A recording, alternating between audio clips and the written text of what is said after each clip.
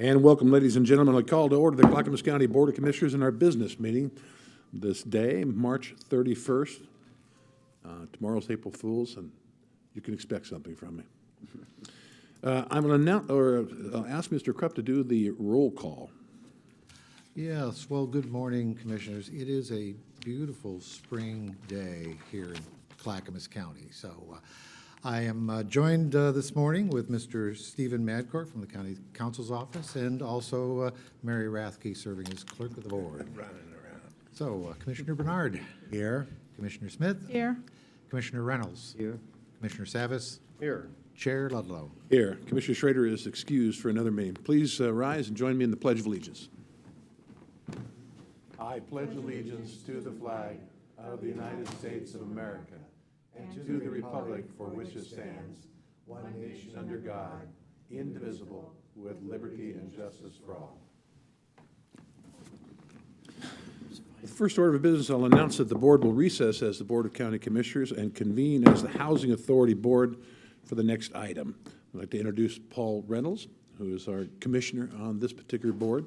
Thank you. And turn it over to Mr. Krupp. Okay, so we do have the Housing Authority consent agenda for you. Here, that was my, I'll that was have my Mary script. Rathke read that for you. Would you do that? You guys are stalling for me, thanks. Okay, the Housing Authority consent agenda. Approval to execute an intergovernmental agreement between the Housing Authority of Clackamas County and the State of Oregon Department of Human Services for the Community Integration Project, and approval of Resolution 1912, Housing Authority 2016-2017 Annual Plan. And Commissioner Reynolds, would you like to make a motion? I move we approve the Housing Authority consent agenda. Second.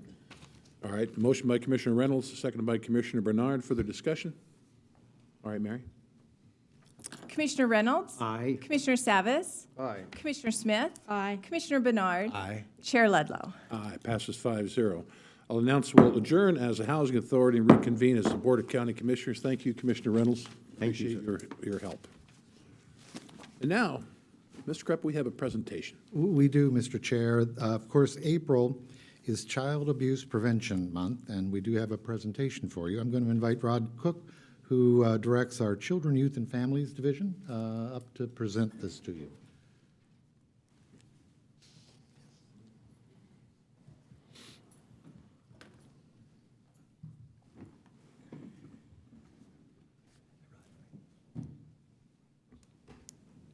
How many people are there? 3.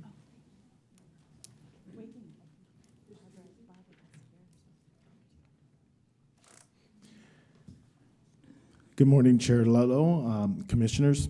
For the record, my name is Rodney Cook. I'm the Director of the Children, Youth, and Families Division of Health, Housing, and Human Services Department.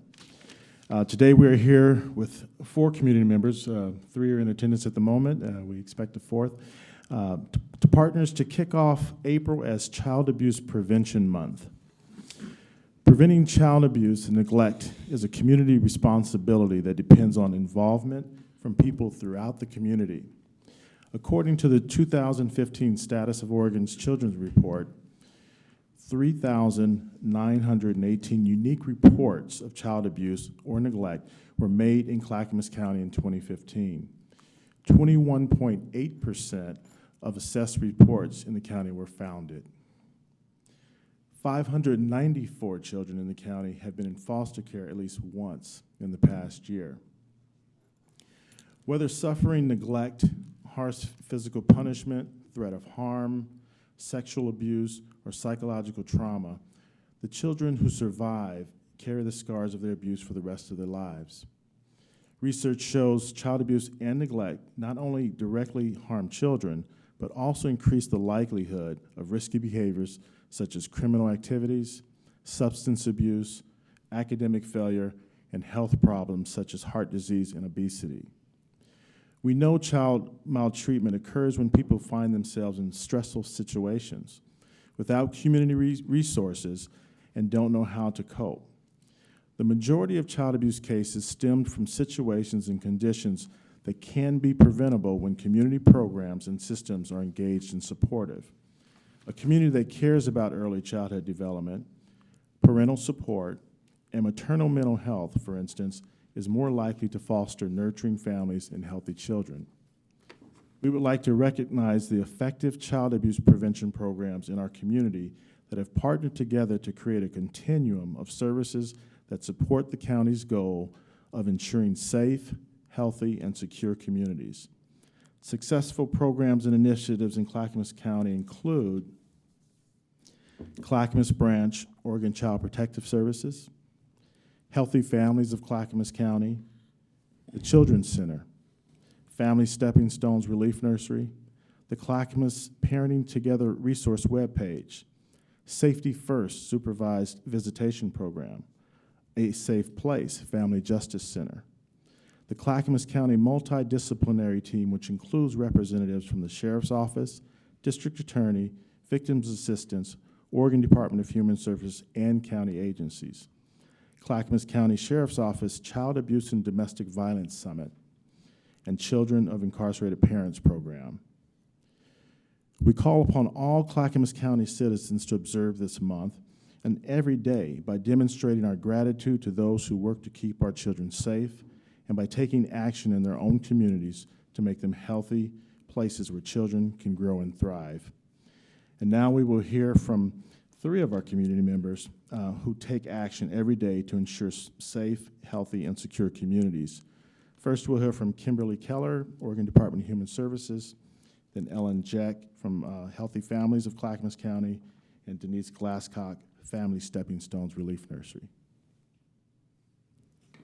Thank you and good morning. As Rod mentioned, my name is Kim Keller. I'm the program manager for the Oregon City Child Welfare Office, which is just across the street over here.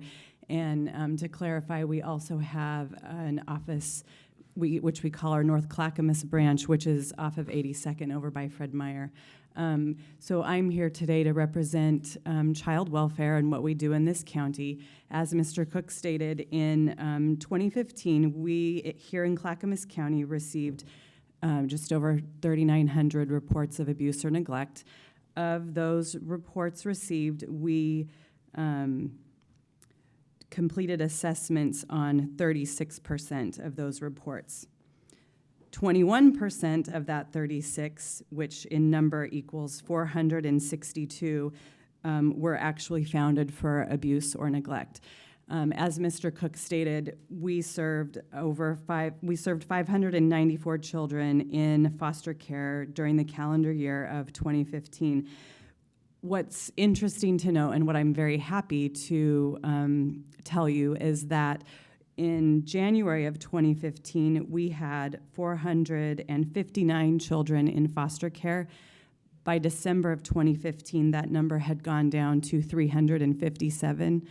And I think last month, our number was right around 310 children in foster care. We have been working consistently over the last 2 years to reduce the number of children in foster care, because we as a state do believe that children do better when they are home with their families. In December of 2015, Clackamas County went through the process of implementing differential response. It's a program, a way of assessing our families that is being rolled out through the Department of Human Services across the state of Oregon in a multi-phased way. Clackamas County was the third phase of that rollout. Washington County, next to us, went right before us, and then Multnomah County will be rolling out differential response next, which I believe is set to occur in August. This differential response system is a new way of engaging and working with families that we come in contact with, and the overall hope of this change is that we will impact more families and allow children to stay at home with them, hoping to reduce the trauma that children face. And then down the road, as they become parents, the hope is that they will have received the services that they need so that we don't see multi-generations of abuse and neglect within our community. Part of the differential response rollout here in Clackamas County with our agency is that we have partnered with the county and have the state DHS has given $1 million to the county to provide services to help keep children in their homes. I think that that's probably all I have right now. If you have questions, let me know. Commissioner Bernard? I do. So you mentioned that 4,000 child abuse reports were taken, Yes. but 36% were assessed. Yes, correct. What's that mean? Okay, so when a call comes in to our hotline, or actually anywhere in the state of Oregon, a call can be made, and if it's determined that the family resides in Clackamas County, then that report will get sent to our office. So what we do is determine whether or not there's enough information in that report to indicate there might be abuse or neglect going on for the child or children within that report. So what that means is that 36% of that number we determined at the screening level met the criteria for us to assign a protective services worker to go out and assess the family situation to determine whether or not there's abuse or neglect occurring. So do you do sampling of those that you don't choose to assess to see if there's some other problem that, you know, maybe people don't understand the form or how to report, or, I mean, it'd be terrible if just because somebody didn't perhaps describe the situation enough to raise a flag, that there could be cases that weren't assessed. So do we do sampling? No, but what we do when we get in a report that might seem somewhat marginal or maybe doesn't have the exact information that we might need to be able to assign it for assessment, we will contact what we call collateral sources. That can be the schools, teachers, daycare providers, physicians, anyone except for the actual alleged perpetrator or the legal parent of the child. We can contact to try to get more information to determine if it rises to the level of an assessment. Okay. And to further that, if we close something out at the screening level and don't assign it, that report stays in our system, so that if we get another call down the road, that information is there, and we will use that information on that next call to possibly then assign it if needed. Yeah, I mean, it'd be a shame. I mean, it would, of course, require a lot of more money and staffing to Yes. follow up on every single one of them. Correct. To see, you know, if it's true. I mean, I had an opportunity once to go out with a parole and probation officer and into a home where I'd say the child was 4 years old and couldn't talk.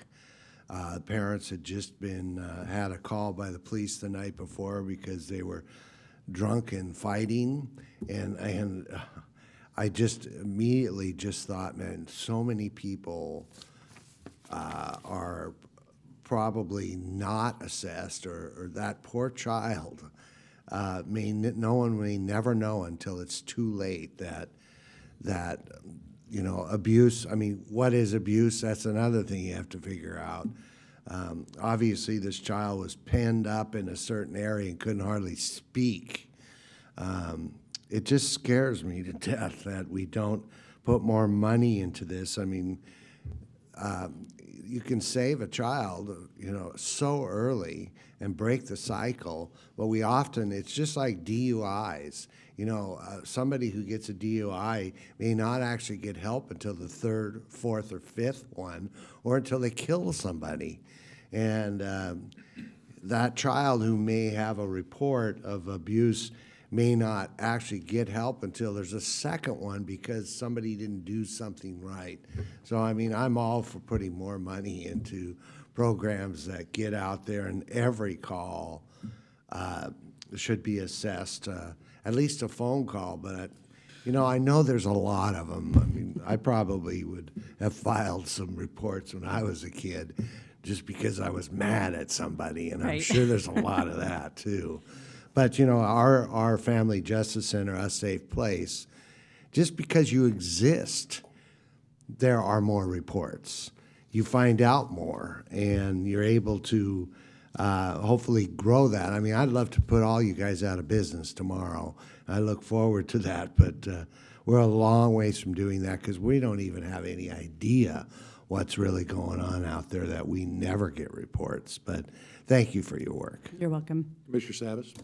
Well, I just want to acknowledge and thank you for the hard work you do. It's a very tough job. It's got to be very challenging, and I'm glad you're there providing that service. My question was about foster parenting versus the natural, parenting with the natural parents environment, and how I know a particular family that's struggling with their children, who are the parents, and their grandchild, who is obviously the person we're of concern.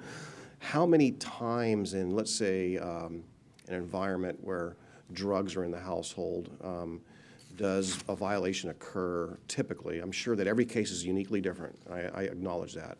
But how many times does that environment, so the transfer goes back to the foster parents, and then, the child gets be put back into the family, the natural mother and father's environment until there's another violation, and then it goes back to the foster. How many times does that occur before your department, let's say, says, enough's enough, the repeat offense? Because that's traumatizing for the child as well, to go back and forth. Absolutely, and there's not a number. Unfortunately, it's not so black and white. And when we place a child in foster care, that means that we've filed a petition in court, and the juvenile court has given us custody of that child. So there's so much that plays into that decision to send a child back home to the biological parents.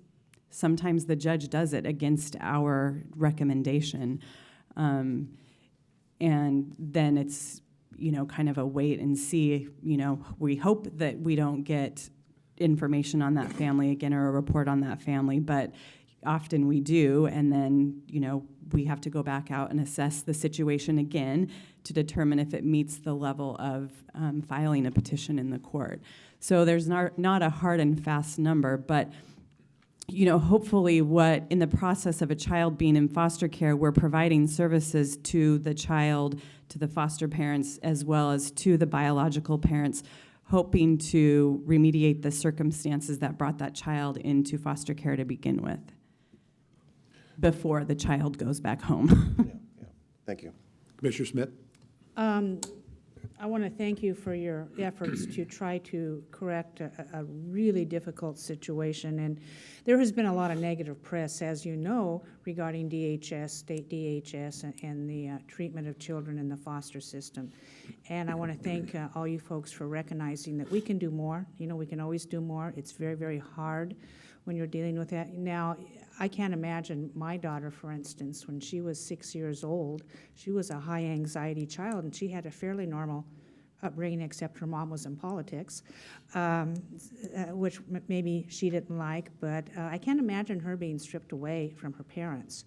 And when she was growing up, I could see kids in these really bad situations. And no matter how bad it was at home, no matter how bad their mother was, they still elected to be with their biological parents. In fact, my daughter had a friend in school in first grade, and this daughter would get herself up every morning, get her mom up, get herself dressed and ready, and her mom make sure she had money for school. But it was the daughter at that very young age who kept that household going.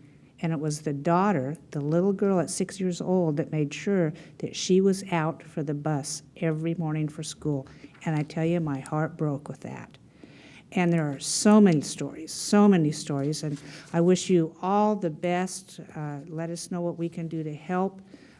We like, commissioners, a safe place, try to help domestic violence abused women and children.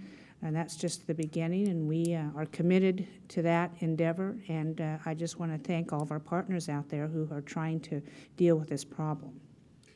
Kim, what's differential about differential response? I realized I didn't go into detail about that. I apologize. Right. So we, as an agency, up to this point, have had a very sort of prescribed way of going out, knocking on a family's door once a report gets assigned. Generally, we have a law enforcement officer with us, especially if there could be any kind of criminal charges stemming from the report. And then as a result of our assessment with the family, we determine whether the abuse is founded or not founded. If it's founded, it goes on a central registry. And then, of course, if somebody has a founded allegation of abuse or neglect against them, that could potentially impact their ability down the road to seek employment for certain types of jobs. With differential response, we still have that traditional way of intervening with a family where there's a founded or a not founded. There's also another category called unable to determine, but that's kind of getting into the weeds a little bit, and I don't know how much time we have. But we do now what's called an alternative response, where those, what I would describe as sometimes chronic neglect cases, where there may be mental health issues at play with the parents, even drug and alcohol issues at play, depending on whether or not there's a criminal element. We now are attempting to engage the family and work with the family in a very close way with services, like I said, that we have are now working with the county to really try to get that family to come on board with us so that we don't have to remove their children from foster care.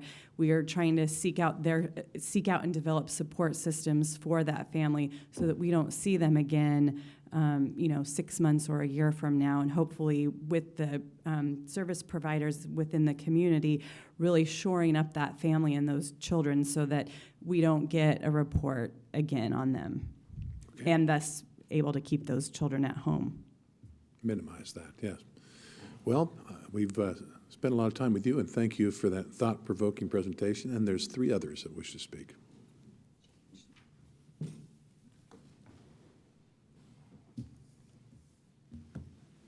Hi, I'm Ellen Juck, and I'm a community outreach specialist for Healthy Families.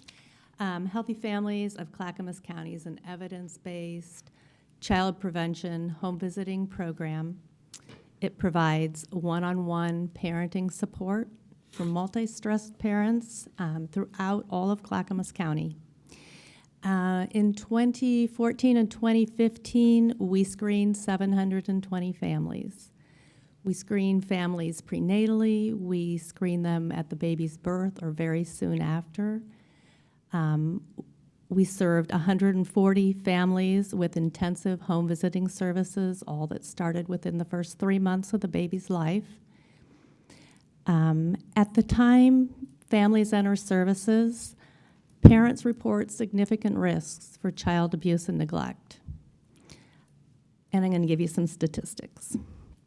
85% of healthy families' parents experience some degree of abuse or neglect as a child.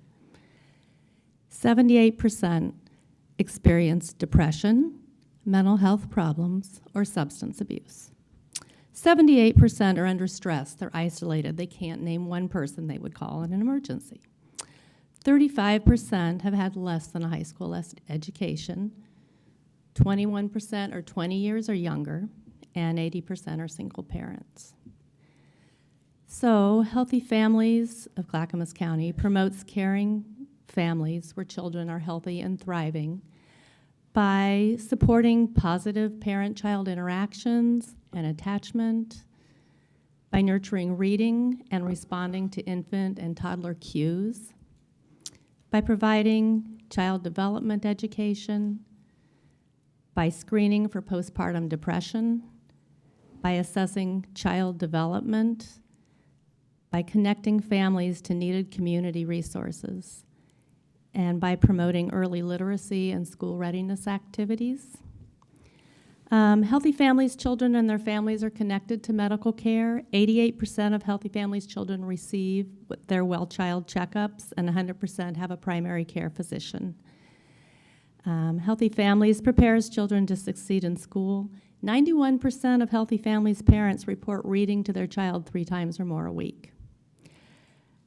Healthy Families parents are prepared to parent successfully, and 97% report that they have positive parent-child interactions. 92% report improved parenting skills, and 99% of parents report that the programs help them in providing them information and support for parenting.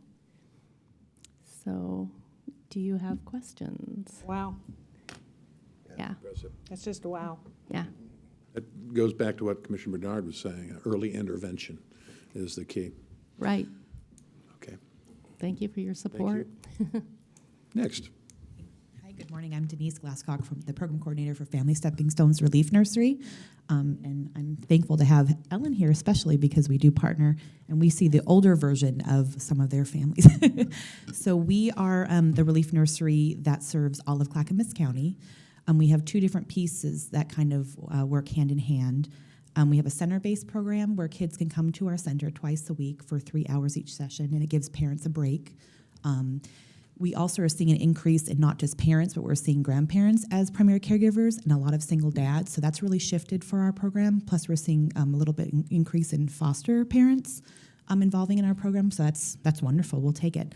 In our center base, how it works is kids are kind of dropped off and they have that 3-hour session to develop their social emotional skills, which, as we see, is a major barrier if it's underdeveloped in kind of school readiness. So they get a safe place to kind of enjoy being a child when they live in such chaos sometimes. It's really a neat experience to see them thrive and become advocates for themselves, become verbal, learn about ABCs kind of in 1, 2, 3s, and just kind of how to play with peers. With that center-based part is a home visit. So families that are enrolled get monthly or biweekly home visits with the teachers that are in the classroom. So it's a great way to engage parents because they want to hear about their kids. So parents open their doors to our home visitors and the teachers and get to kind of hear insight about how their kids' days have gone. And then we also have a program that's just home visiting, and that's for kids that are either in the rural areas of Clackamas County, because it's such a large county to serve. And those are home visits that happen weekly and or biweekly, just depending on the intensity of the family and what they're capable of doing. In those home visits for the center-based and home-based part, we work with families on parent engagement, parent-child interaction, We work on resources and referrals for them and just try to be a support system. We feel very privileged that we get to walk into homes that are sometimes so chaotic, and families can feel that support from one individual. So we're very proud of that. Some of our stats for last year, we served 80 children between our center-based and our home-based program. And we're excited that we can kind of move that along as we've kind of grown over the year.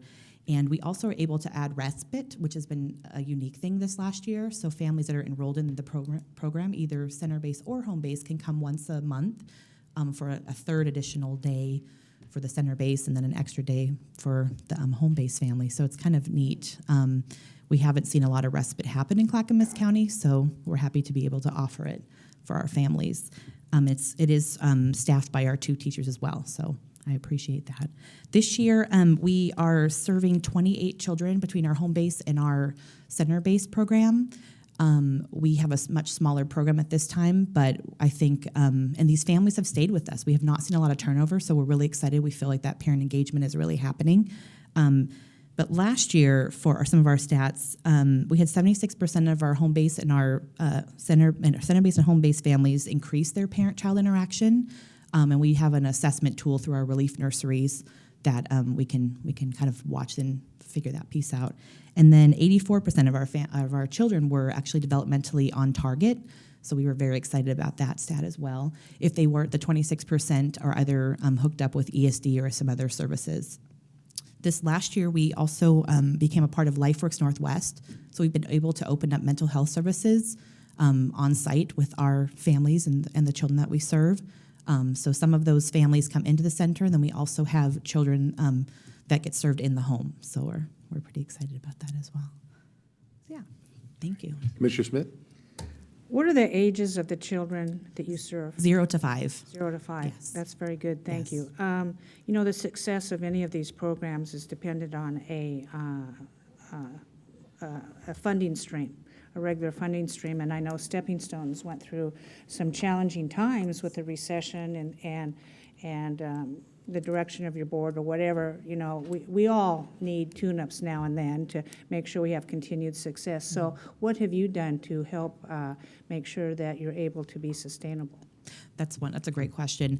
So I think becoming part of LifeWorks has definitely helped us, but also the county has been very generous, and Rod, especially has been very supportive of our program, and as well as the state. Orrin is our relief nursery overhead. So with that support. So does your board of directors engage directly in fundraising?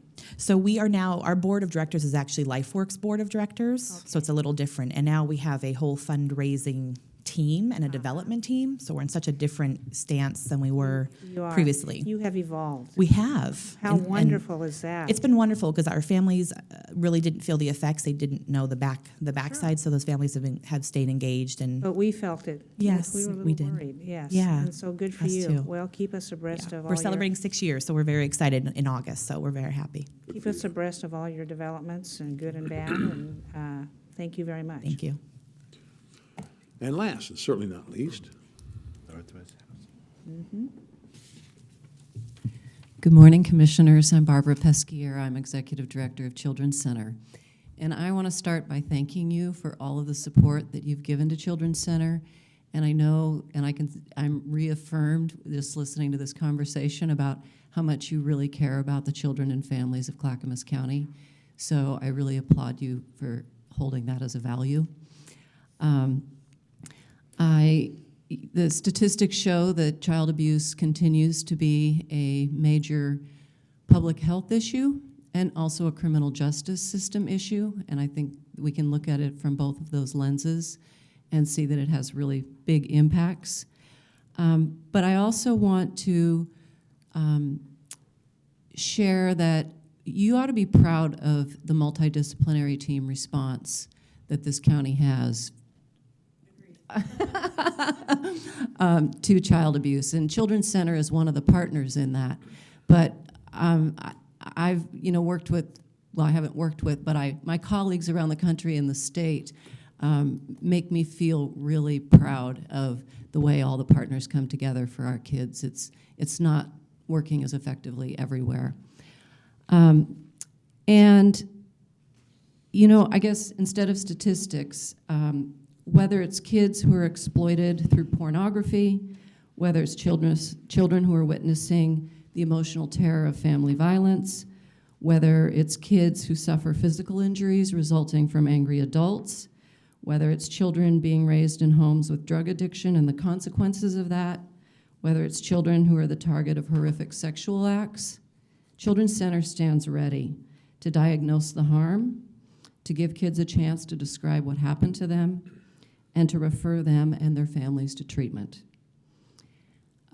We have seen a little bit of a bump in the number of kids we've seen this year compared to last year, and it's hard for me to put judgment on that because we feel like there's so much that goes unreported that when numbers go up, it's not necessarily that the problem's going up, and it could be that the system is working better to get these kids the help. So it's kind of, sometimes we have to celebrate increases before we'll see decreases. And so as part of that, I wanted you to know that Children's Center new this year has launched a formal child sex abuse prevention program, and we're using a national curriculum. And this really does have the potential to turn the tide on this epidemic. I was really struck by your statistic that 85% of your family's parents have a history of abuse.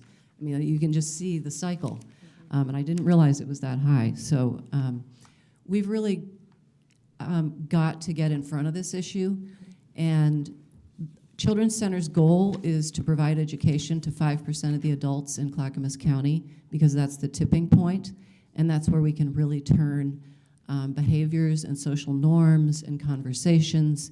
And you know, shame on us if we don't do everything we can to keep kids safe in the first place. Although we know that intervention is also a form of prevention because we're putting bad guys behind bars, it would be nice if kids didn't get hurt in the first place and suffer the scars of child abuse for the rest of their lives. And I want to thank you for honoring our children by planting pinwheels today after the meeting in the Circle of Honor, and I hope anybody can join us for that. We're going to plant 423 blue pinwheels, which are the symbol of child abuse, to honor the 423 assessments that we did last year. Open for questions. Commissioner Bernard? Well, actually, you made a comment that you put those people behind bars, and most of those people behind bars are people who were abused before. And actually, we spend a lot of money imprisoning people who have been abused because we failed to address the problem when they were 0 to 5 and older. I've heard statistics that 70% of the people in jail have been abused, and that's a terrible statistic. So, I mean, the best dollars we can spend are 0 to 5.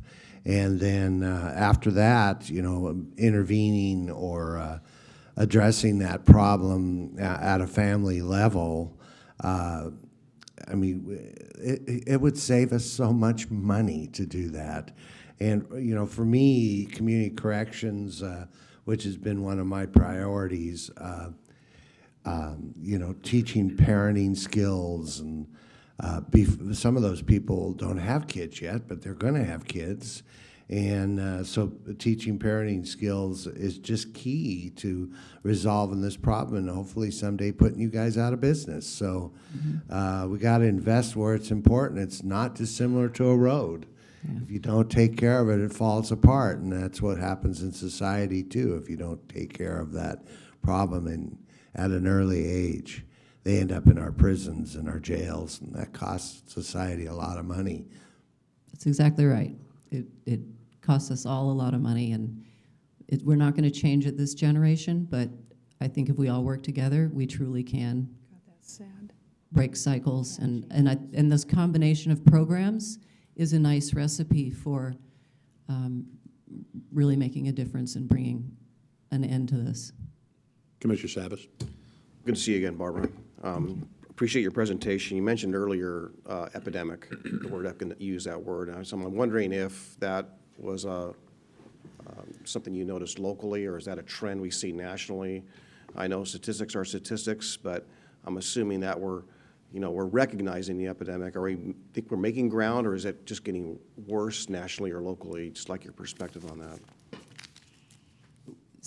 It's interesting that the research for decades has really shown that 1 out of 10 children will be sexually abused before they reach the age of 18. If there was something in our water that was poisoning 1 out of 10 of our children, we would view it as an epidemic. So I'm not trying to be like hyperbole about that. Our statistics seem to really reflect national statistics, and again, when things go up, does it mean that we're doing a better job of responding? When numbers go down, maybe the system didn't have the capacity to respond, but does that reflect what's actually happening in the community? I don't think we know that. Yeah. I'm sorry. That was my question. So I understand it's difficult to answer, but I know that statistics can be looked at in so many different ways, and there's so many factors that affect those statistics, it's hard to draw a real conclusion. Yeah. Family trauma and family violence have their lasting effects. If anybody out there is so inclined, I think they should take the ACE score, because it's adverse childhood experiences. I'm a 9, and I will tell you that I know that it causes psychological problems, emotional problems, social interaction problems, anger, guilt. Every child experiences almost all of those. And the question is, how do we rise above that? Do they and can they rise above it? You've heard that, and you've said that they tend to follow that, and that cycle can be broken. There is an intergenerational cycle of criminality, which I might say that I address at Coffee Creek Correctional Facility through a Child's Eyes program. And I absolutely believe, like Commissioner Smith said, and you have said, the best place for most of these children is back with their mother. Regardless of their transgressions, regardless of their problems, they can be rehabilitated too and become better parents, because I've seen that. So we do all very much support your cause here. We hope to break that cycle and fund accordingly. But I always hang my hat on what Melissa Earlbaum talks about, and that is hope. Hope is everything that a criminal has left, and the only thing they have left. And without that, they're going to reciprocate and be right back with us. In the same sense, these children need to know that there's hope out there, and you folks bring them that hope, and I certainly appreciate your hard work. Thank you. Thank you very much. So Commissioner, in closing, I just want to make one point, or bring up one more point, and that is, all of these programs represented here, even state on the end, even though they do over $1 million investment to partner with the county to do some of these services, your investments over time and have helped to initiate the differential response. We call it a Strengthening Families program that we partner with the state on. You've helped healthy families. You're helping them now with some ongoing funding that you've helped them with, but even initiating the Healthy Start program, Healthy Families program in Clackamas County. You helped with the Children's Center in its inception, and you helped with the Family Stepping Stones. So you've made some strategic investments at the very beginning and have continued to support these programs. And I just want to thank you publicly, and I know they're here to thank you publicly, as we also thank them for being down in the trenches with those families. So we are all in this together, and you have demonstrated real community in terms of reaching these families. So thank you so much. You know, one last thing, we had a meeting of the staff, and I was just sitting in the audience, and they were asking policy level decisions. A little bit of money's left over at the end of the season, and you say, what should it be used for? And our new juvenile director quoted somebody named James Baldwin, who said, for these are all our children. We will all profit by or pay for whatever they become. And I think that's what you're doing. You're in the front lines for us, and we certainly appreciate that, and we applaud you. Thank you. Thank you. All right, Mr. Krupp. Now we have Citizen communication. I have 2 cards here. Les Poole, Charles Ormsby.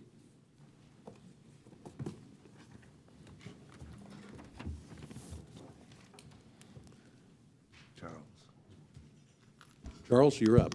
Okay.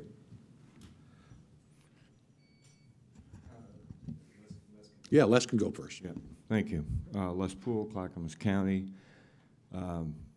What can you say about what we just witnessed? Boy, my brain was thinking about a lot of things that I could spend my 3 minutes on that I wasn't thinking about until I heard that. Pretty troubling. Maybe someday we can have a town hall and bring those ladies and bring everyone together and have some kind of a forum where the public can get even a better picture of how big the problem is. I wanted to talk about interesting thing that I saw recently, and it maybe it's off topic here. Maybe this isn't the best forum, but our former governor has put out a video. Our former governor is out parading around, telling us that the reason he's not there was that the media went after him. I don't care what party you belong to. I don't care if you've never voted in your life. That man has cost us hundreds of millions of dollars. Hundreds of millions of dollars. He's been a complete embarrassment. We hear about things that go on that are bad for Oregon and that shame Oregon. We hear the current governor jumping up and down about this little issue or that one. In the meantime, the real outrage should be how much can we bear in taxes? How's the county going to take the opportunity to increase a budget in the future for our parks, to resolve the library issue, whatever it is we need to deal with, fix our roads, when we've got a bunch of people in Salem that can't do math, and we've got an election coming. And I'm just really concerned, and I'm not the only one. Some folks are doing great, but a lot of folks are really struggling. And I don't expect the county commissioners to resolve that. And as I said, I prefaced my comments, these comments would be better said in Salem, but I think they need to be said.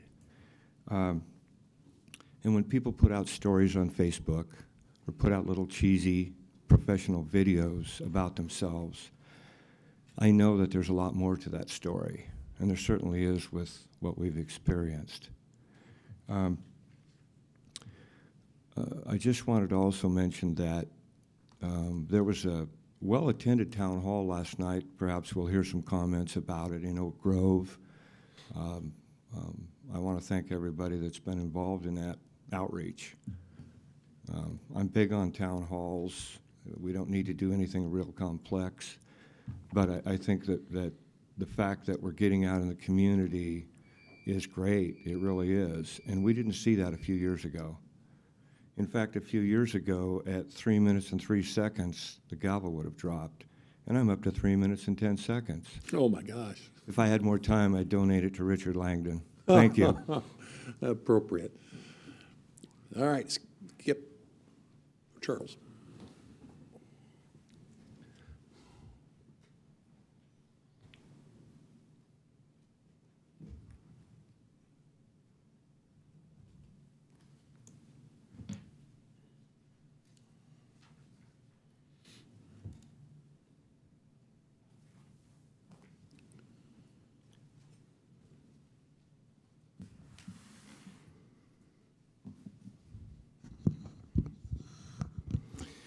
Good morning, Commissioners. My name is Charles Ormsby. I go by the nickname Skip. I live with my mother, who's at my right side here, at 17 in Clackamas County at 170 Southwest Birds Hill Road, Portland, Oregon, 97219-8502. I'm here on behalf of myself, my mother, and my neighbors. There's a project of the city of Portland which is impacting a Clackamas County road. You will shortly, at some point in the undetermined future, receive documents for your review and ultimately policy approval and whatnot regarding the Terwilliger Boulevard sewer project. In this project is going to necessitate the closure of Terwilliger Boulevard for about 1 year. You can see the impacts of that on my personal residence here, which is my mother's house of 63 years, approaching 64. Essentially, the traffic patterns will revert from 2016 with 2016 traffic back to prior to 1958. Road diversions about 5 miles and 30 minutes or better from the east side of Lake Oswego, essentially Highway 43 and Twilliger Boulevard to Lewis and Clark, will require 5 miles of travel in 30 minutes just to avoid that segment.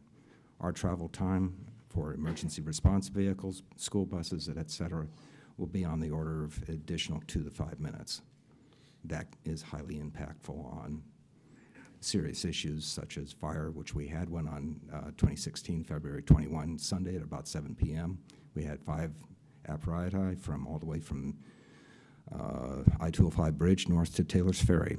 We need to review a multiple set of documents. Birds Hill, if you're not familiar with, sort of looks like a boat upside down, pointed south. On the left-hand side here is the Willamette River. On the right-hand side, or let's say that's starboard, yeah, starboard side, is Tryon Creek, Twilliger Boulevard. About where the bow meets the body of the bottom of the boat is the county line. We are the maypole of jurisdictions.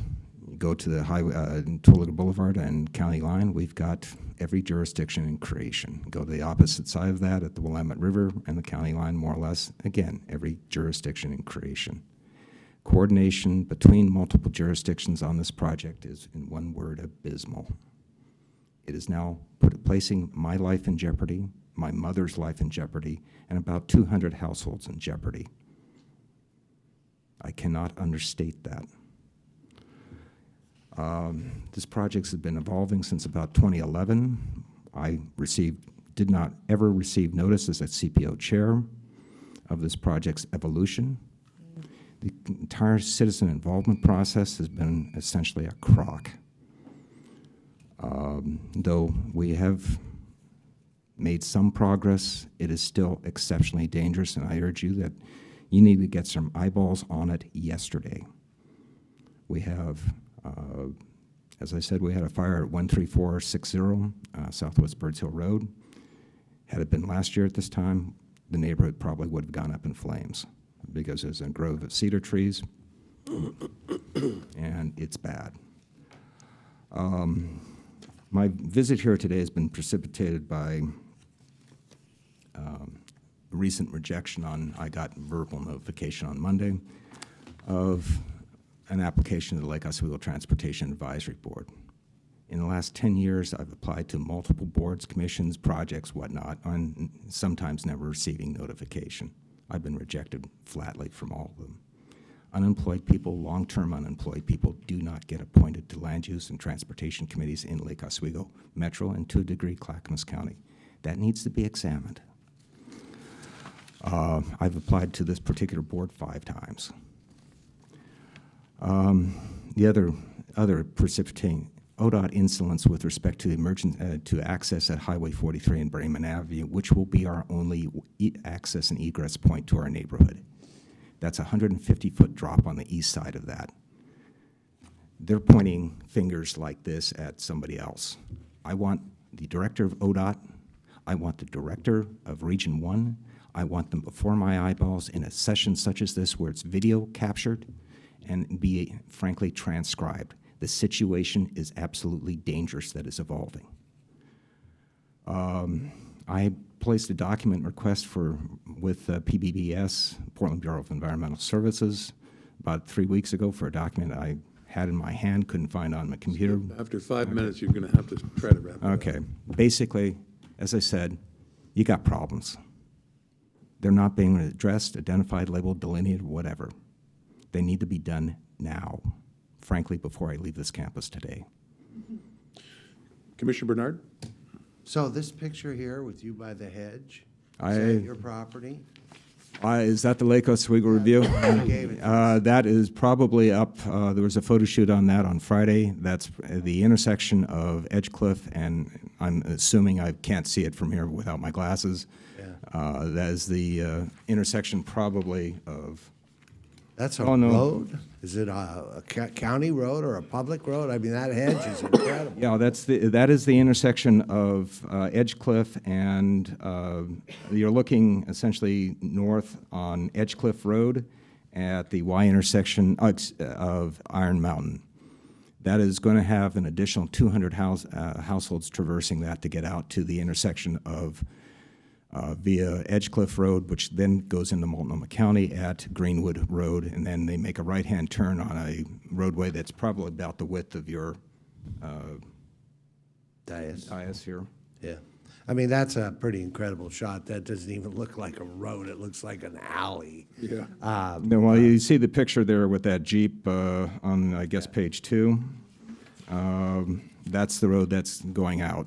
Yeah, I actually got hit on that road when I was a teenager. Somebody ran that like me right on that intersection. Some other teenagers did, as a matter of fact. But that's a tough intersection in itself. But you know, it's a little. I agree. We should take a look and see if we could coordinate, get some information on this.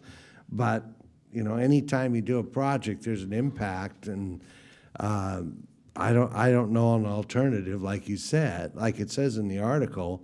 It saves building a pump house, which is probably millions of dollars, and Yeah, but that's only for about the primary. I can get into it, but essentially you've had a policy meltdown between Portland, Multnomah County, Lake Oswego, Clackamas County. And as a result, what I have to say is it's the subduction event or policy liquefaction event, and you have policy goo that's come up to the surface. And that's where we stand right now. All right, thanks. Commissioner Smith? This is the first time. Excuse me, this is the first time that I have been made aware that Terwilliger would be shut for a year. Are we saying that's true? Which, in this day and age of traffic congestion, I cannot imagine a government agency shutting down any one of our major arterials for more than any amount of time. Highway 43, as busy as it is and in such bad shape as it is, cannot absorb the traffic on that will come off Terwilliger.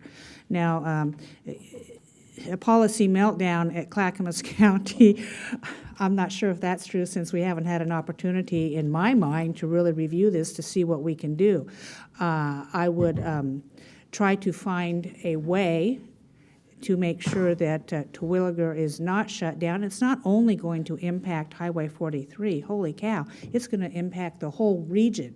And if you think I-205 at Stafford is backed up now, it's just going to balloon and balloon and balloon, like you're filling water in a balloon that expands and expands, and pretty soon it's going to break.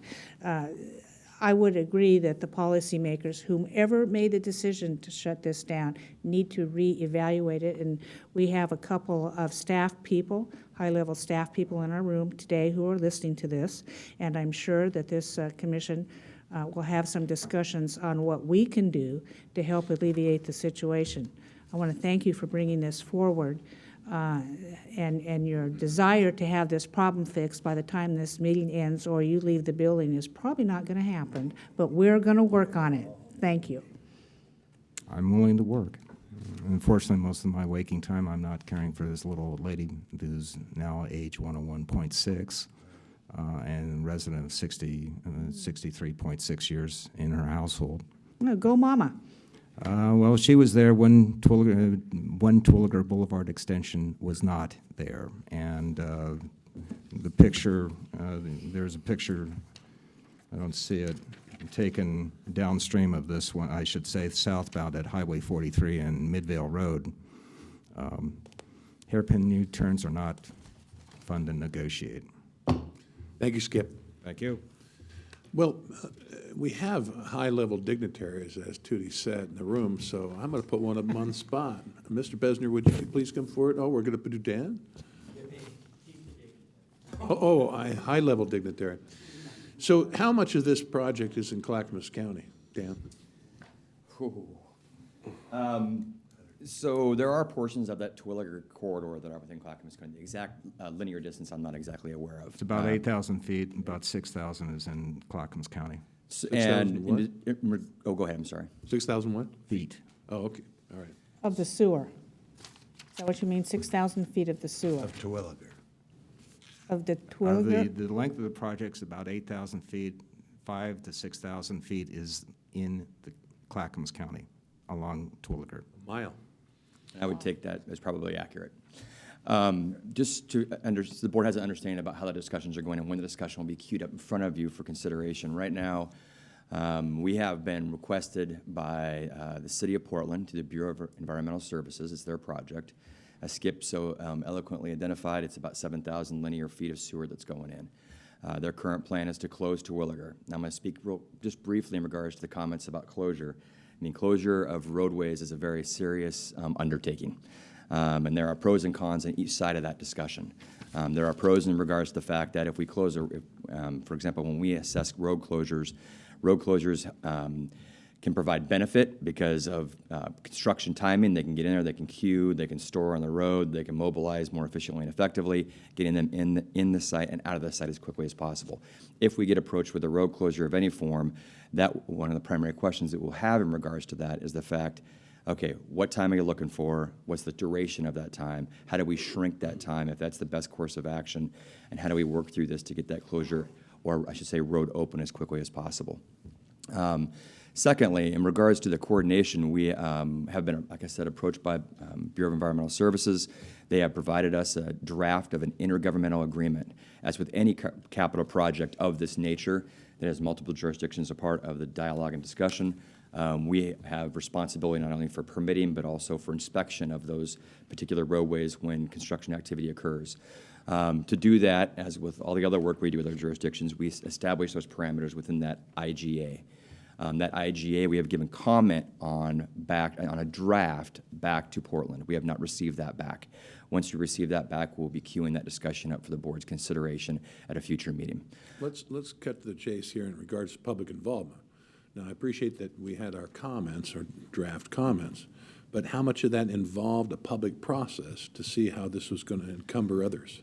Well, one of the things that I will need to go research and have follow up with Business and our Bureau of Environmental Services is the scope and scale of that public involvement. And there's nothing to say that we can't require more. Obviously, in regards to the outreach they've had, I've read the article that's before you today. Obviously, there's been some delays in the project. there's been a start-stop to the project. It appears it was queued up 2011, 2012. They pulled that back because of the cell woodwork, because they didn't want dueling conflicts on that 43 corridor. But the extent of the new public involvement and extent of the outreach they have completed is something we should follow up on. Yeah. To give you a critical idea, there was there was an accident at that picture where I was standing. A TriMet bus was diverted off of Highway 43 southbound at Palatine. The bus is 106 inches wide. It's a standard TriMet bus. That's about 40 feet in length. Stuff like this isn't going to get out of there, I'm just telling you. And I know that for a fact. About 40 years ago, 800 series TriMet bus was put on Palatine. The driver just about wrapped the bus around the dispatcher's neck. Okay. Well, I suggest very strongly that we do engage the public, and because if there's safety of concern, that should be ours and yours, correct? Correct. Okay. Thank you, Skip. Thank Appreciate you. coming today. Mr. Krupp, we have a public hearing. Yes, we do. In fact, we have two public hearings this morning. The first is to consider the first reading of an ordinance that would ratify an intergovernmental agreement creating the Oregon Association of County Engineers and Surveyors. I've got Mr. Nate Boderman here to explain this one for you. Good morning, Commissioners. Today we have for you the first reading of an ordinance that will assist in the creation of a statewide organization to be known as the Oregon Association of County Engineers and Surveyors. This is an organization that the county currently participates in, and Mike Besner is here from Department of Transportation Development if you do have any specific questions about this organization. As I explained in the staff report materials, this organization is affiliated with the Association of Oregon Counties, but has no actual legal structure, which is part of the reason why we're here today. And it's the desire of the counties that participate in the Association of Oregon Counties to create a formal entity moving forward. ORS 190 allows units of local government to create an intergovernmental entity by way of intergovernmental agreement. Normally, we'd simply put something like this before you on the consent agenda, but the statute specifically requires that the governing body pass an ordinance ratifying the creation of an entity such as this. So that's why we're doing this by ordinance instead of just a consent resolution here.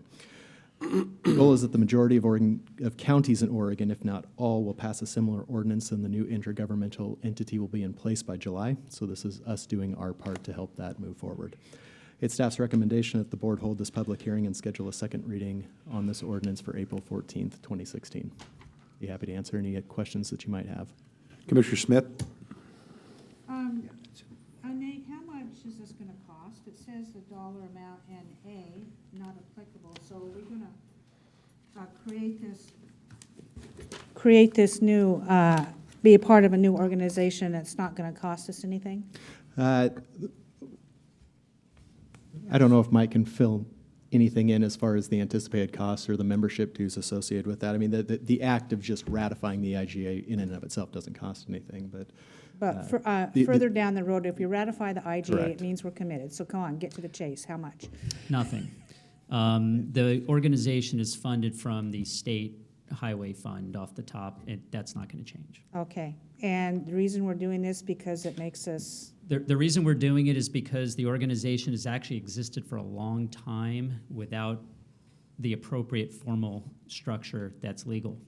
And so this came from AOC, and they gave OASIS a few options, one of which is to break off completely from AOC, but AOC provides staff assistance, so we didn't want that. Another one was to get folded directly into AOC, and our group didn't like that either. Instead of we're affiliated with AOC, but then the AOC board would be our board. And we have been independent for a long time. So this was the next thing that AOC came up with, which basically allows us to exist exactly like we have, but legally. So it doesn't change anything else other than it legalizes us. okay. Commissioner Savas? So I'm curious, Mike, we have organizations for county clerks, we have organizations for legal counsels and district attorneys and library folks, and we have them for tax assessors. Why is it so unique for this one? And what powers are allowed now that it's now got this intergovernmental agreement organization? I'm still struggling to understand that and why it's so unique. I don't know.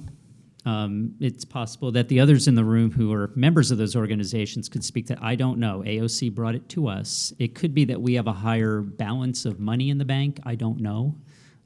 It doesn't give us any powers. It's a professional society. We meet. When we fund things, it's like we combine $10,000 for a study or something like that. We were just told by AOC that we had to do it. And it doesn't change how we're structured, and it doesn't change our funding. You mentioned money in the bank. Whose money in the bank? OASIS has a bank account, Okay, is that private money or is that public money? public money. Okay, so I need to better understand that, frankly.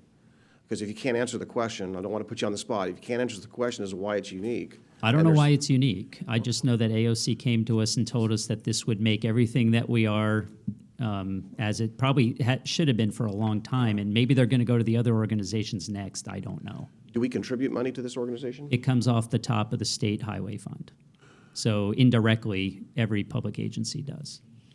Not dissimilar to, I sit on the governance committee, and on the governance committee of AOC, we certainly appreciate and actually ask for the input from OASIS. So we also do it so for the assessor and others. So this is not unique. In fact, it will fall in line with a lot of organizations we have who are affiliated with AOC, but still separate of same. Yeah, And so the other point of the matter is I think it's a very powerful lobbying force, not only individually as OASIS and the individuals members thereof, but also through your collaborative work with AOC that does help when we get down to the legislature and we're asking about specific bills, and that organization does carry weight. So that if nothing else, it's a great legislative lobbying arm, so to speak. It's a great group. I've been a part of it for about 10 years. I don't know how long it's existed. I'll bet over 30. I'm not sure. I mean, it's not new. And like I say, this doesn't change how it's organized, and it doesn't change what we're doing. It's simply AOC has said this is a box you need to check in order for you guys to be legal. And it was the best of the three options. So just to follow then, so based on what the chair just mentioned, so we have similar IGA, governmental organizational IGAs for all those other? I'm not aware of any other organizations. I just talked to Mr. Madcore. We don't have one for County Counsel Association, for instance, and the Surveyor, I'm almost positive we don't for the Surveyor Association. Okay, so we don't have them for that for those? I don't know about those other groups. It could be that they're already not separate from AOC at all, and our group has been, and that could be the reason why. I don't know. Do you plan on like establishing like bylaws and governance? We have that. We've had them for years. We have our own board. Yeah. Okay, and about how much public money is assessed out of that from ODOT? It's a great question. It helps fund a position at AOC. That's part of the money. We actually have a staff person that's a road person at AOC who is the main person that Oasis deals with. I don't know the exact number. It's on the order of tens of thousands off the top of the millions and millions and millions. It's not hundreds of thousands. Yeah, and I know it's not related, but I'll just explain my concerns, is that when we had the C800 group and we have a measure on the ballot, and initially I was under the assumption earlier in the year, before we actually adopted the ordinance and put it on the ballot, that this group, was a group of folks that had worked on their particular C800, so forth, and there was not much. We were just the governing arm to put on the ballot. That our role in this was simply to put on the ballot, and then when it came up, towards the end, when we were actually putting it on the ballot, we realized, well, wait a minute. In the end, we as a Board of County Commissioners are responsible for those dollars.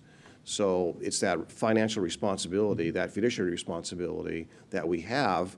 And it seems that we ought to really know what that is. So my question is there a fiduciary or financial responsibility on our behalf for that money that's put into this organization? Or is that done by a county to county, or is that done to just Oasis as an organization? Oh, that's a good question. I wouldn't think it's any different than it is now, because it's still part of AOC, and so, which is all the counties. So it's really, I don't know if that would change, but like I say, AOC staffs it, and we have our own board that's elected every year, and with financial reports and everything. Now, you mentioned that my first earlier question was Clackamas County puts money in this organization? Not directly. We do it through the money's taken off the top of the state highway fund before it's distributed to all the jurisdictions. Okay. Mr. Krupp.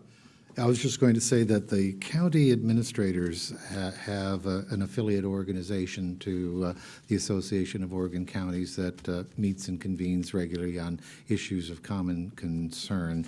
That group, of course, is supported by member dues on an annual basis. And it is not supported by what would be a 190 agreement. I think the purpose underlying this proposal is that the size and scale and responsibilities and the depth at which these particular professionals engage suggests that having this kind of structure in there provides a better measure of accountability for the Association of Oregon Counties, and also strengthens and bolsters the role this particular group plays. It may be someday down the road the county administrators might be visiting with you something very similar along these lines. I will say this too, this is a first reading of the ordinance. If there are specific questions that you have, we can always follow up in advance of the second reading and make sure you get those answers for you. Mr. Matt. And I apologize. I should say we do pay dues, so there is something. It's not very much. Mr. Madcore. Yes, Chair. That's what I was going to recommend, is that we read in title only today, continue with the second reading scheduled for April 14th, and we will make our best efforts to have answers responsive to your various inquiries at the earliest opportunity. And if there's further inquiry on the 14th, we'll make sure to answer them then.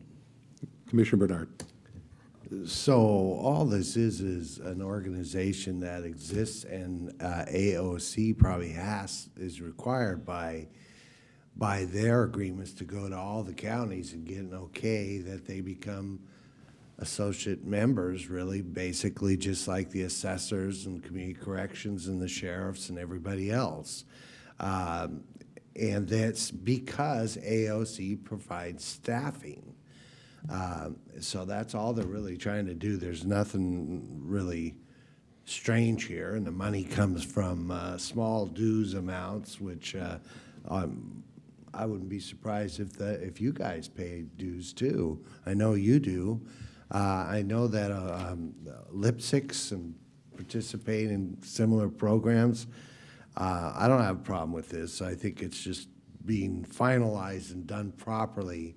And I was trying to think of the woman who's contracted to work with you guys, who used to be Tom McCall's person. What's her name? Doris No, Penwell. Mary Stern? Okay, so but Doris Penwell also works for Oasis. I don't think she does now. Oh, she doesn't. She I was a think it's contract. Mary Stern. Yeah. Yeah, Mary Stern is AOC's transportation Yeah, person. she's one of the staff members. Yeah. Yes. All right, ladies and gentlemen, we're going to open the public hearing and ask if anyone wishes to speak on this item. There being none, we'll close the public hearing and ask for the motion. I move we read by title only. Second. Motion by Commissioner Smith, seconded by Commissioner Savas. Any further discussion? All right, Mary? Commissioner Bernard. Aye. Commissioner Smith. Aye. Commissioner Savas. Aye. Chair Ludlow. Aye, passes 4-0. I'll ask the clerk to assign a number and read the ordinance by title only. Okay, this is going to be ordinance number 02-2016. Ordinance ratifying intergovernmental agreement creating the Oregon Association of County Engineers and Surveyors. All right, so the commissioners, do you have any proposed changes or amendments at this time? If you want more information, again, the idea was, as Mr. Mancor said, to get a hold of the appropriate professional, get that information before we have the second public hearing. And so I'll announce the second reading will be April 14th, 2016, the regularly scheduled business meeting at 10 a.m.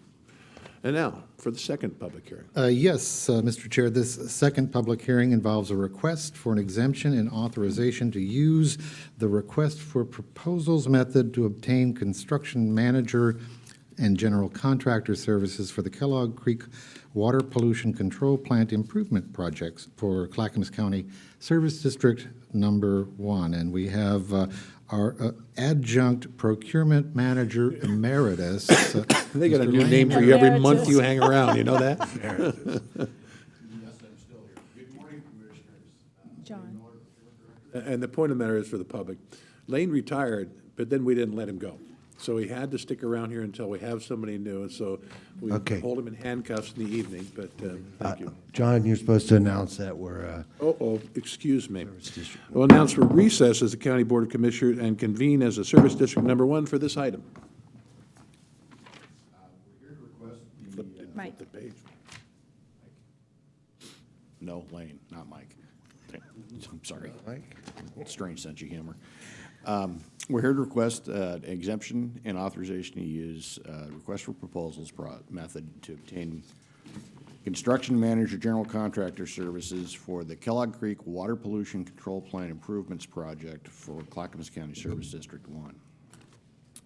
In order to use the request for proposals method to solicit for public improvement projects, the board, acting as the local contract review board for and the governing body of Clackamas County Service District Number 1, must approve findings of fact that justify the granting of an exemption from competitive bidding requirements.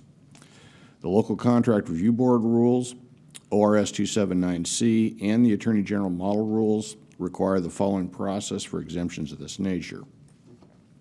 Before final adoption of the proposed findings exempting the contract for a public improvement from the requirement of competitive bidding, public agencies shall hold a public hearing. Notification of the hearing shall be published in at least one trade newspaper of general statewide circulation, a minimum of 14 days prior to the hearing. The notice shall state that the hearing is for the purpose of taking comments to the agency's draft findings for the exemption, and copies of the draft findings would be made available to the public. And also that at this public hearing, the agency shall offer an opportunity to hear any interested party to present comments. To meet these requirements of the proposed findings that are being presented today, the Procurement Director caused advertisement to be placed in the Daily Journal of Commerce on March 14th, notifying interested parties of the proposed findings. The advertisement also stated that the findings were, the public hearing was to be held today, March 31st, 2016. I received no comments during the 14-day period. So this meeting is the last opportunity for receiving comments. If no comments are received, it will result in revision of the proposed findings. The Board of Commissioners may, at its discretion, adopt the proposed findings at this public hearing. A little bit about the project. The Clackamas County Board of Commissioners, acting as the governing body for Clackamas County Service District 1, approved an agreement between the Service District and the City of Milwaukee for long-term wastewater treatment that is provided by the Kellogg Creek Wastewater Pollution Control Plant. The district needs to refurbish the plant and has identified 11 significant improvements to provide reliability for the ongoing reliability of the treatment system. Those include a peak wet flow management system, some enhancements to that, influent pump station improvements, primary sludge and pump replacement, plant water pump replacement, and aeration basin zone covers and associated odor control improvements. Each of the 11 improvements need to be sequenced and coordinated to ensure the continued functionality of the plant during construction. Due to the need to seamlessly coordinate the multiple and complex facets of the work, the district is proposing to utilize the CMGC method to obtain construction services to deliver the project. The current construction estimate for the project is estimated to be $15 million and a duration of, I believe, 2018 for completion, maybe 2019. The proposed method, alternative method, will be to utilize, publicly advertise a request for proposals for CMGC's entities, and the contractor will be selected through a competitive evaluation process that will look at the firm's background, their experience and successes, their key staff, their understanding of the project as described in the solicitation documents, their pre-construction services approach, their project delivery services, their safety record, and also their management fee. The proposals, when they're submitted, will be reviewed and scored by a selection committee. Points will be awarded based on the relative merit of the information provided in response to the solicitation. The selection committee, through the procurement division, will provide a recommendation to the board for their consideration once the evaluation process is completed. There are two statutory tests that are required to be accommodated. The first is that the solicitation method is unlikely to encourage favoritism or substantially diminish competition for public improvement contracts, and that the awarding of the public improvement contract under the exemption will result in a substantial cost savings to the contracting agency or the public. The district will employ a competitive request for proposals process for selecting the CMGC. An objective selection criteria and a formal selection process will be used to select. Additionally, the CMGC will be required to publicly advertise for at least 5 days and receive or make good faith effort to receive at least 3 proposals for each of the subcontracts under the CMGC contract. They will be required to award the work for each subcontract to the responsible proposer submitting the lowest and most advantageous proposal. The district may allow the CMGC to perform some of the trade work on the under the contract. However, they're going to have to compete with all the other subcontractors. And those proposals where the CMGC is participating will come to the district for their review, and they will be making the recommendation to award, not the CMGC. If there are single fabricators or there are certain elements of the work that are unique, sole source, single candidate type of pieces, the district will be reviewing that information to make recommendation as to how to move forward. The cost savings will be realized due to a number of factors. The most significant factors are the ability to fast-track the project through the CMGC process, through a phased construction process, and the fact that the work will be done under a guaranteed maximum price contract. That'll reduce the exposure to the district for change orders during construction. Finally, the request for proposal approach has been designed to fully comply with the tests of ORS 279C, our LCRB rules, and the Attorney General's model rules. The reason the AG model rules are being mentioned is in the legislature in the past 2 years ago asked the AG's office to set out a process for hiring CMGC contractors that is specific to CMGC contractors and is the only one that is recognized by statute to be utilized. The good news is our previous processes were already 99% of the way there. The AG's office just had wanted a few things done in a little different manner. Go figure, their attorneys. These findings and the supporting request for proposal and the solicitation documents have been reviewed and approved by County Counsel. Finally, staff respectfully recommends that the board, acting as the local contract review board for and the governing body of Clackamas Service District Number 1, consider the comments, any comments received, and if revise staff to revise the findings if necessary. If no revisions are to be made, staff recommends that the board adopt the findings and grant the requested exemption. Does the board have any questions? Commissioner Smith. Thank you, Mr. Miller, for that riveting presentation. I tried to get through it. I know, and I do have a couple of questions, maybe for people who don't understand what you said, like me. So will this keep the Kellogg plant from flooding into the Willamette River when it rains a lot? I will Mr. ask Geist, Mr. thank you. Greg Geist to respond to those. Yes. If it's green, you are. Is the green light on? They don't have lights on those ones. It's on. Yes, it will help. So one of the 11 projects is to restore, I think, about 3 million gallons of peak wet weather capacity. So essentially allow us to put more peak wet weather through the plant. And how much has been budgeted out of West for this? We approximately 15 million. 15 million? Yes. And how are we paying for that? A combination, well, it's our construction fund. Okay, and you have SDCs. that money? Yes. Okay. Yes, it's part of our current 5-year capital improvement plan. It's reflected in our rates for the next 5 years. And, We won't be bonding or anything. okay, and this goes beyond, we can make the approval here, and the public hearings have already been held? This is the public hearing. This is the public hearing? Yeah. So is this the only public hearing on this? Yes, it is. Okay.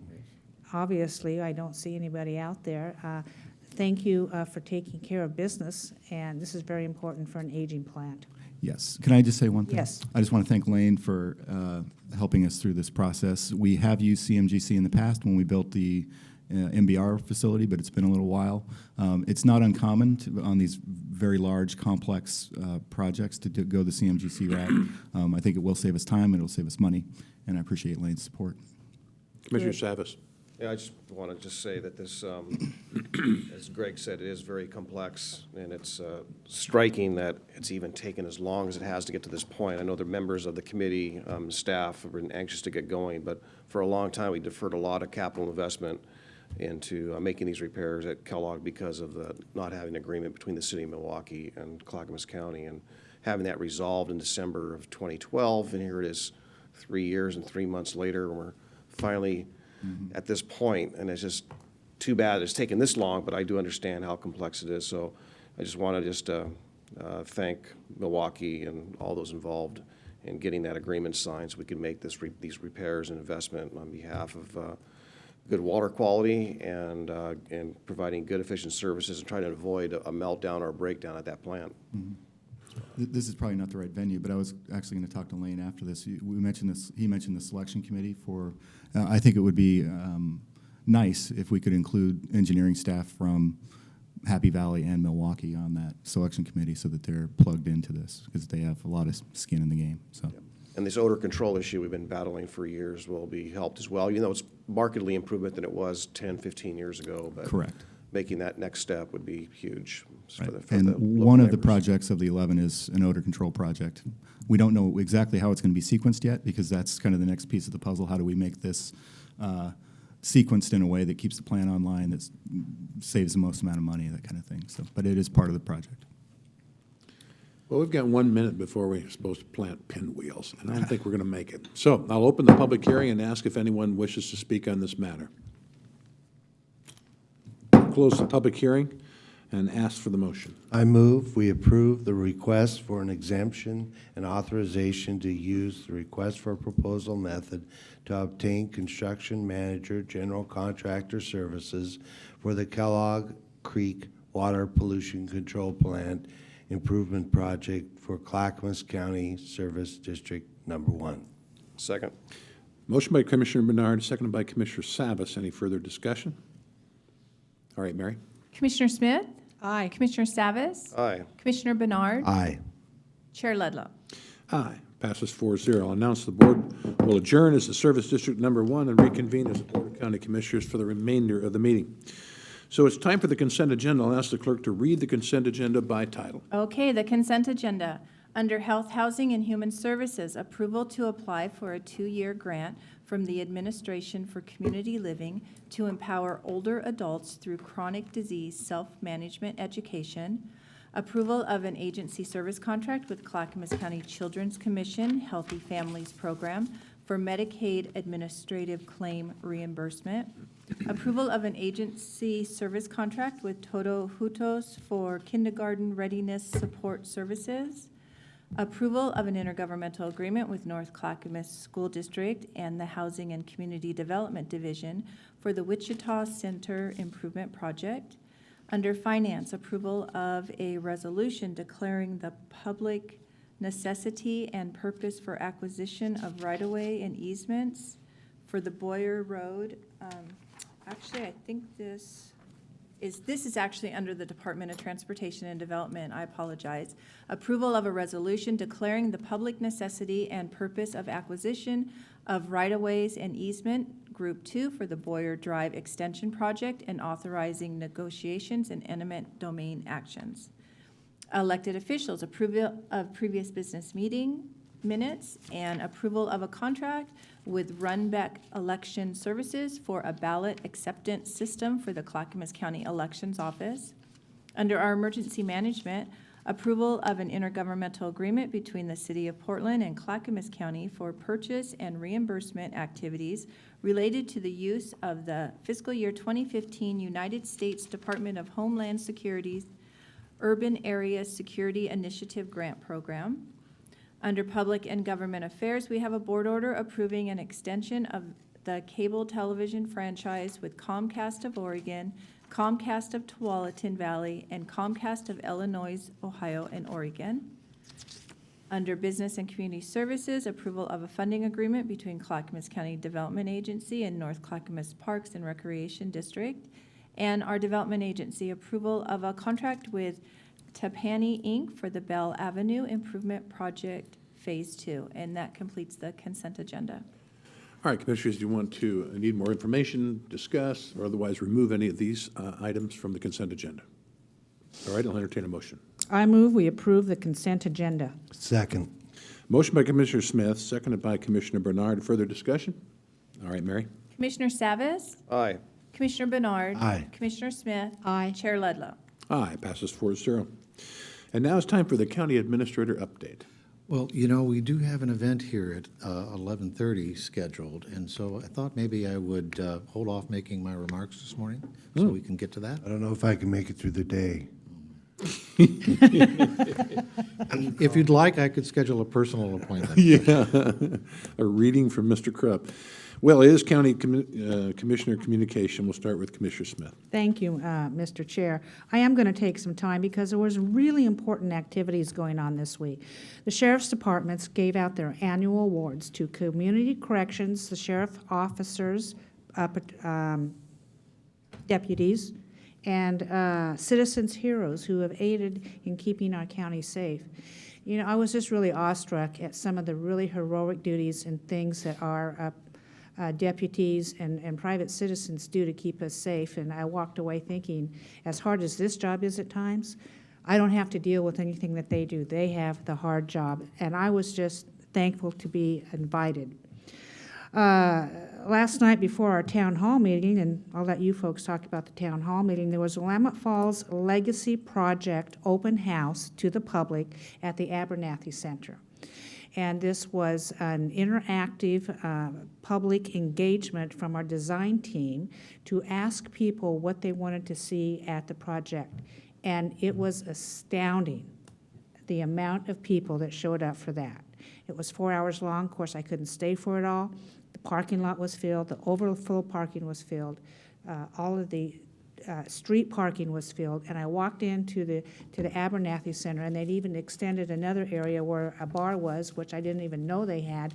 Everything was full, and people were just giddy over the fact that they can walk out to the falls. And it just goes to show how much public support from just ordinary people are there. I was just really amazed and thankful that presentation was put on. Commissioner Schrader and I attended the China Trade Summit last Thursday, and actually Commissioner Schrader spoke. It was sponsored by the Association of Oregon Counties, the Oregon-China Sister State Relations Council, Tianjin Economic and Technological Development. It was a 6th Oregon-China Economic Forum, and it was titled The Joint Investment in Infrastructure and Startups in the USA. And I think a lot of our citizens have been not too happy with China's investment in the United States or how much debt they own, but this is one way that we can maybe get a little reciprocal trade agreements going on. All the counties, certainly along the Columbia River and the I-5 corridor, are in competition to get some of this private investment coming back. We had people from Chicago, people from San Francisco, of course, of the Tianjin province in China, and they all said one thing that we may not like is, so where's Oregon?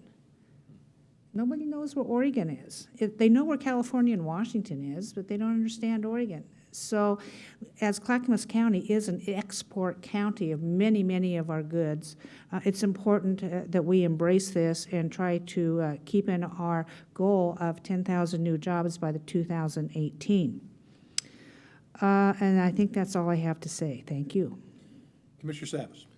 You know, I, too, attended that trade summit there Thursday at Abernathy Center, and Commissioner Smith, you left before the panelists assembled, but was taken aback by the comments. There was a little bit of a roundtable opportunity for the audience to participate with some panelists, and at that point, the issue came up of transportation and what's basically categorized as, I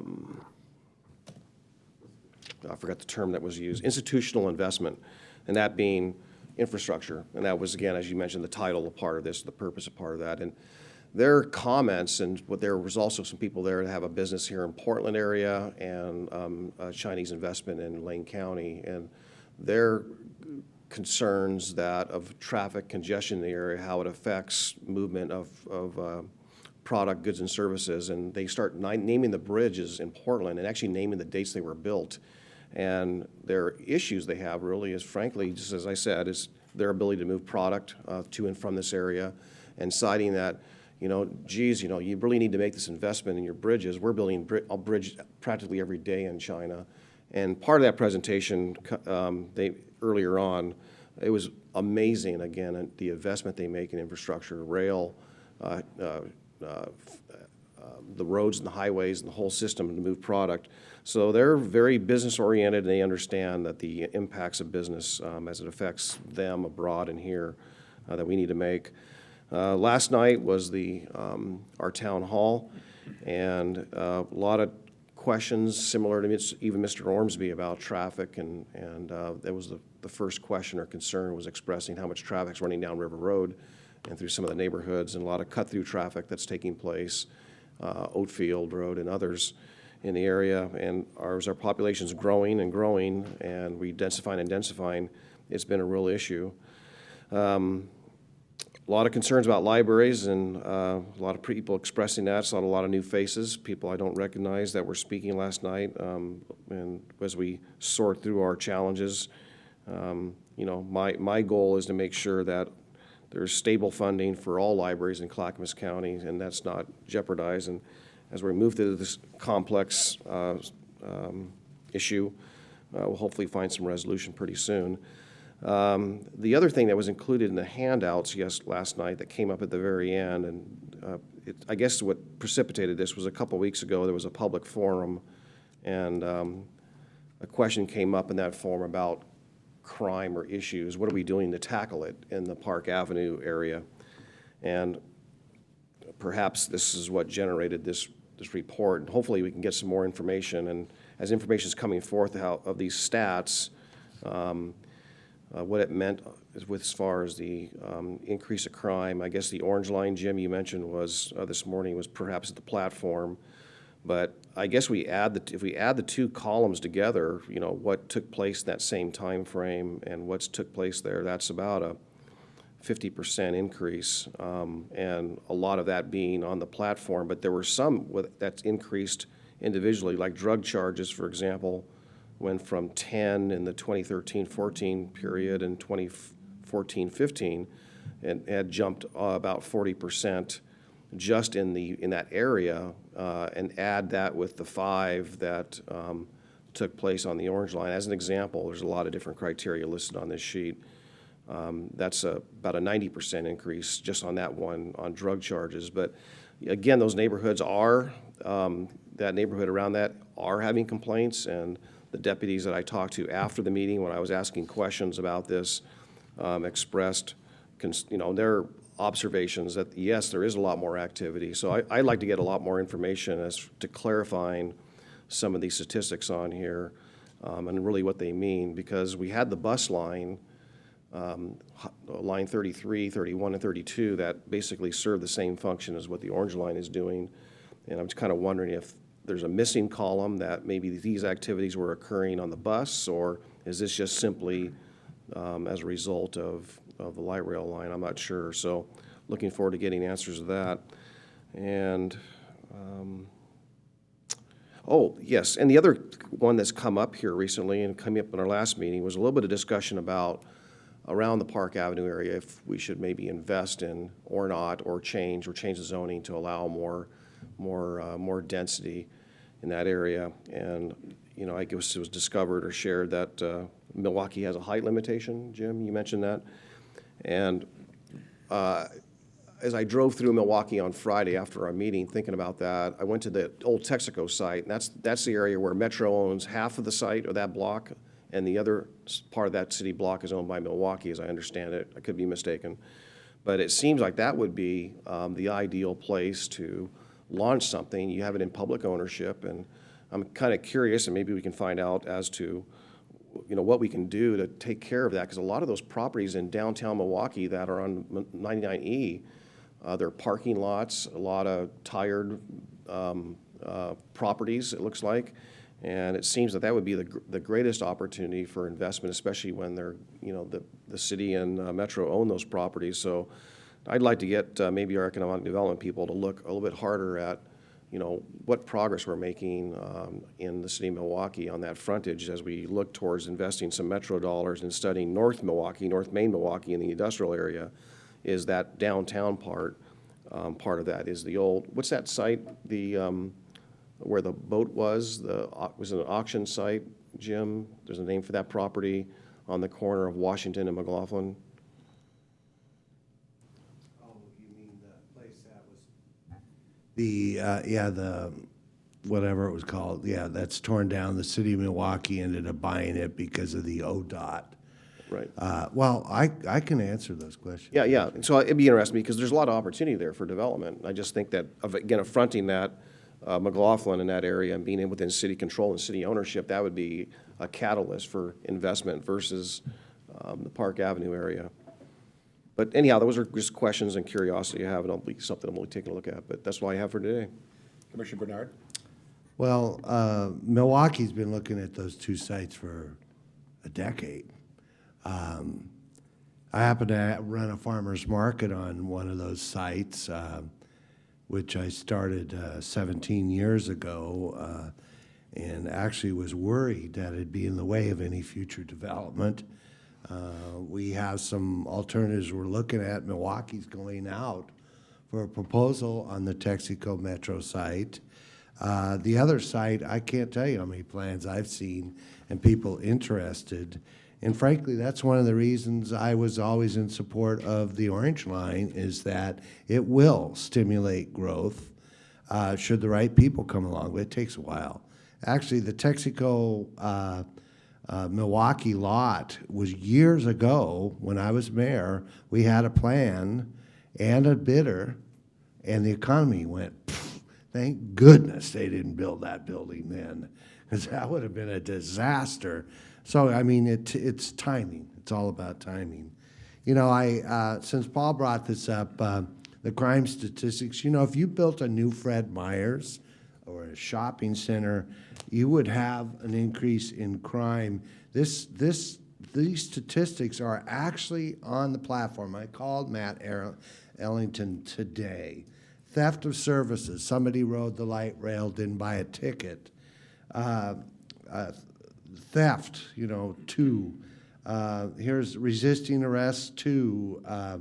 Offensive littering, 2. Interfering with public transportation, 12. Interfering with public safety officer, 3. Harassment, 1. False information to a police, 5. 1 sex offender. Thank goodness there was a police officer there who found a sex offender who wasn't registered. Drug charges, 5. Criminal trespass. People have been told they can't go on the platform, go on the platform.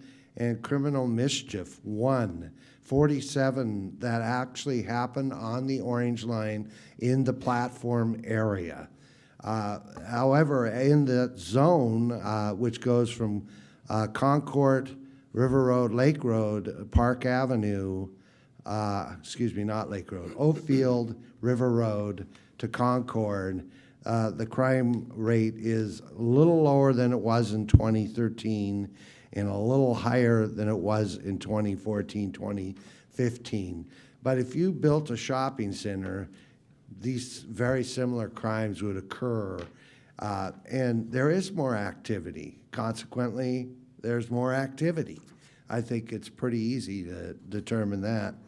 I was thinking about China. The great thing about China is they don't have to have a public process. They just do it. They don't care if you have to move where they're flooding and building a dam. They don't do any public process. I mean, when Chip's talking about a public process, do you think they care what the people who live in those neighborhoods do? We do. So we have a public process. I went to the First Falls event, which was at the Portland Art Museum. Right. I was totally shocked. I know, it's There amazing. were hundreds and hundreds of people there. And don't you think that the thing that's so amazing is just ordinary people that have heard about it? I said, well, how did you hear about it? I mean, they're just flocking. I know, and it is amazing. There is nobody I've run into who isn't excited about the future of this, and it's a great process. So the Penelope. Penelope. That's the same dog that's the same one as last week. No, No, it's not. all looking alike. I would know. this is Penelope. She's a gorgeous 6-year-old Shih Tzu mix. Isn't that right? That's close. Yeah, close enough. Her tail is long, furry, and acts like a flag when wagging. At only 16 pounds, she belongs on someone's lap or in someone's arm. She likes to be held and cuddled, but also likes going for walks and is well behaved on a leash. An adult-only home would be best for her. I wonder why. She will be your devoted champion and confidant. Please visit her today. For more information about Penelope and other adorable dogs, please contact Clackamas County Dog Services at 503-655-8628 or visit them on the web at www.clackamas.us/dogs. Thank you. Thank you. I attended the developmental policy level proposal review with staff this last week. It was very interesting to see the presentations, a much more abbreviated than they have been before the Budget Committee, and I would recommend the same kind of action before the Budget Committee. We also, as was mentioned, 3 of us attended the Clackamas County Sheriff's Office Annual Awards. That was great stuff. Brought to tears a couple times on what people went through, including that motorcycle officer who got hit on Holly Lane and got 2 compound fractures to his leg, and he's recovering, which is amazing. Oak Grove Town Hall last night, there were 3 central themes: roadways and their conditions, libraries, and trees. All of those things have the characteristic of an area that wants to become a city, and Commissioner Bernard and others reminded them, perhaps you should become a city. Because if you think about it, there isn't, in density-wise, if you compare Oak Grove, Oak Lodge, Jennings Lodge, the cities that have that same kind of densities, they have a transportation fee that themselves, separate of the county, that takes care of those things. And so I have recommended before, and actually every member of this commission has recommended that that area become a city. There is some rumblings that they may try again. We'll see. It's certainly got to be self-initiated. Tonight is a regional wastewater treatment capacity meeting where they will continue to tackle our need for expansion of Clackamas County Service District Number 1 and Tri-Cities sewerage capacity needs. Always interesting.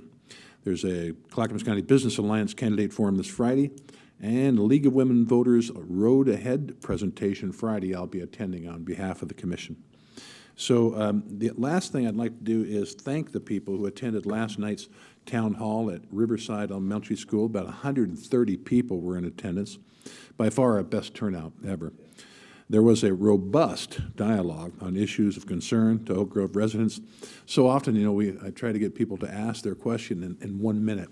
It was much more like presentations for 4 or 5 before we can actually get a question out of them. They wanted to say something, and I always invite people, as we all do, to come before us here, and you can have your 3 minutes anytime you'd like. So again, the traffic patterns, local roads, library issues, and of course, trees. I especially want to acknowledge and thank the Sheriff's Office reservists who worked above and beyond their appointed hours to assure there was sufficient and safe passage and parking in that particular area. Our next town hall is scheduled for June 15th at the Molalla Library. We hope that this one is equally well attended.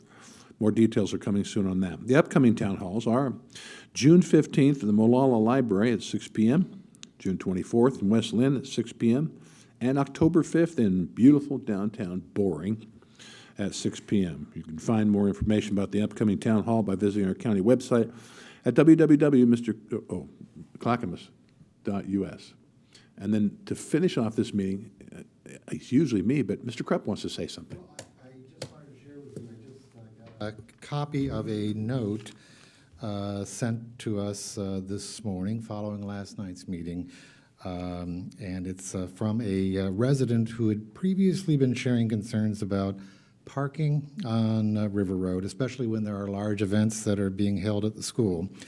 And so, as you noted, our Public and Governmental Affairs Office coordinated with the Sheriff's Office to provide traffic assistance in the area. And we got a follow-up message from this resident who said, "I passed through the affected stretch of River Road on my way home this evening, and this was easily the most orderly parking situation during an event at Riverside Elementary School that I have ever seen. This was a huge win for traffic safety. I really want to sincerely thank you for your effort to improve traffic safety." We done good. I like to hear when we done good. All right, ladies and gentlemen, we're going to go plant some pinfield wheels if there's any left. So there being no further business before the Clackamas County Board of Commissioners this day, this meeting is adjourned.